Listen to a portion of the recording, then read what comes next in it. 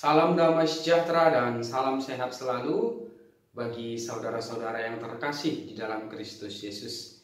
Kita kembali diperjumpakan oleh firman Tuhan untuk bersama-sama kita dengarkan dan kita renungkan sebagai bekal dalam setiap langkah kehidupan kita. Namun sebelumnya marilah kita berdoa terlebih dahulu.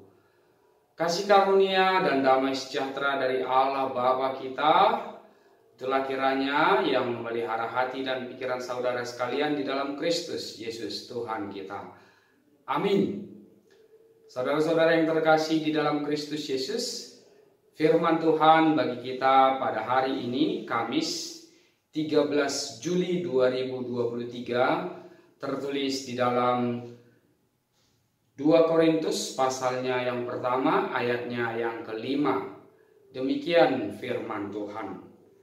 Sebab sama seperti kami mendapat bagian berlimpah-limpah dalam kesengsaraan Kristus, demikian pula oleh Kristus kami menerima penghiburan berlimpah-limpah.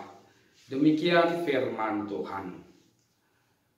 Tidak ada seorang pun dari antara kita yang menginginkan hidup di dalam kesengsaraan.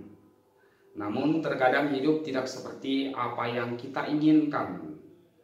Karena banyak hal yang bisa saja terjadi di dalam kehidupan kita, termasuk apa yang disebut dengan kesengsaraan, penderitaan, kesusahan, kekurangan, kelemahan, sakit penyakit, dan duka cita yang harus kita hadapi. Oleh karena itu kita tidak bisa menyangkal bahwa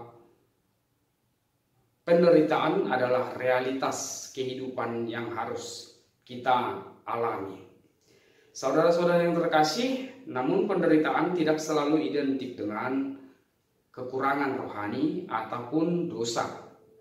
Kita mungkin pernah mendengar berita tentang Ayub. Demikian juga berita tentang perjalanan penginjilan yang Paulus lakukan, di mana dia menyerahkan seluruh hidupnya demi Kristus, di dalam Kristus, dengan Kristus. Namun tidak semua orang tentu menginginkan hidup di dalam Kristus. Selalu ada saja orang yang menolak Kristus. Sehingga setiap orang yang hidup di dalam Kristus, karena Kristus, melalui Kristus, sering menghadapi yang disebut dengan kesengsaraan. Penderitaan atau kesengsaraan menjadi kesempatan untuk bergumul. Saya biasa selalu mengatakan bahwa penderitaan adalah kesempatan untuk bergumul, karena memang ketika pergumulan terjadi, kesengsaraan itu menghinggapi kehidupan kita, di situ menjadi suatu momen yang istimewa bagi kita untuk mengintrospeksi kehidupan kita sebagai pengikut Kristus, bahwa penderitaan selalu kita pandang secara negatif, namun di dalam Kristus kita memandang penderitaan sebagai momen yang positif untuk kita untuk semakin mempergantungkan diri kita kepada Kristus, bukan kepada kekuatan diri kita sendiri. Penderitaan menjadi alat dengan tangan Tuhan untuk membuat seseorang yang beriman menjadi semakin bergantung kepada Allah. Namun syukur bagi Allah bahwa Allah juga menjadi sumber penghiburan yang tiada batas-batasnya, yang senantiasa melimpah. Jikapun penderitaan harus berlimpah, namun penghiburan dari Allah juga berlimpah ruah, tiada batasnya.